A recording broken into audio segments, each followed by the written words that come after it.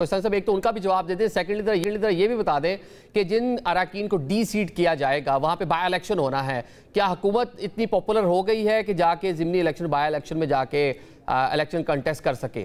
देखिए, पहली बात यह है कि मैंने सुप्रीम कोर्ट के फैसले का हवाला दिया जो आपने भी जिक्र किया डिप्टी स्पीकर के। वो फैसला उन जजों ने दिया था जो इनको गुड टू सी यू कहते थे, जो इनको सादिक और अमीन कहते थे, जो इनके जो बानी पीटीआई के जो हक में फैसले देते थे, जो अपनी बीवियों और बच्चों की ख्वाहिशों पे फैसले करते थे, जिनके ये फॉलोअर थे इनके बच्चे, तो वो जज थे, उस पर भी इनकी बेतमादी है। कौन से अदालती निज़ाम को ये तस्लीम है? ये इनको सिर्फ अपनी मर्जी के फैसले जो इनके हक में आए तो वो जज अच्छे हैं, वो कोर्ट भी अच्छी है, जो इनकी मर्जी के खिलाफ होगी वो उनको पसंद नहीं है।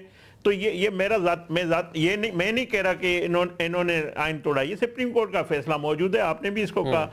दूसरी बात, आप कह रहे हैं कि इलेक्शन देखो, इलेक्शन करवाना ये इलेक्शन कमीशन का काम है, फैसले अदालतों ने दिए हैं। जो बात आप कहते हैं पॉपुलरिटी, हमने इनको बाय इलेक्शन में हराया है पंजाब में, एक सूबाई असेंबली की इलेक्शन हुई थी ना, उसमें हमने इनको शिकस्त दी है।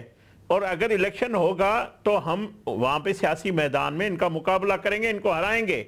मगर आप सियासत को सियासत लेकर चलें, आप सियासत को जो है इंतशार में ताकत की बुनियाद पे, असले की बुनियाद पे, केपीके के वसाइल के बुनियाद पे ना करें, आप 9 मई ना करें। मेरी गुजारिश सिर्फ ये है, एक पॉलिटिकल वर्कर मुझे मेरे भाई जो पंजोता साहब बैठे हुए इसलिए हमदर्दी है। मैं नहीं चाहता कि इसके घर पे रेड हो, सबकी माएँ बहनें सांझियाँ हैं, मैं बिल्कुल उस हक में नहीं हूँ। मगर बात ये, जब आप इंतशार करते हैं, जब आप कंडेम करेंगे पंजोता साहब के घर के ऊपर जो रेड हुआ है उसको कंडेम करेंगे आप?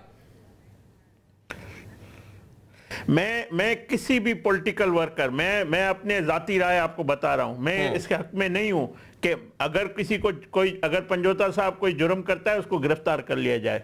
मगर मैं इसमें नहीं हूं कि चादर चौदीवारी का तकद्दुस बहाल किसी का भी नहीं होना चाहिए। ठीक होगा, नहीं होना चाहिए, और मतलब जो पॉलिटिकल राइट है वो सियासी बात को मिलना चाहिए। चले मैं एक बात और भी बताऊं, मैं एक और भी बताऊं, ये हमारी ख्वाहिशात नहीं है, ये इन लोगों ने हमसे ये किया है, इनकी जमात ने, इसके वजीर आजम ने हमारे बेटियों से, हमारी माओं से, जिसका शहबाज शरीफ साहब के बेटी की सियासत से कोई ताल्लुक नहीं था, मगर उसको भी इन्होंने जिस तरह एहतसाब से जिस तरह निशाना बनाया,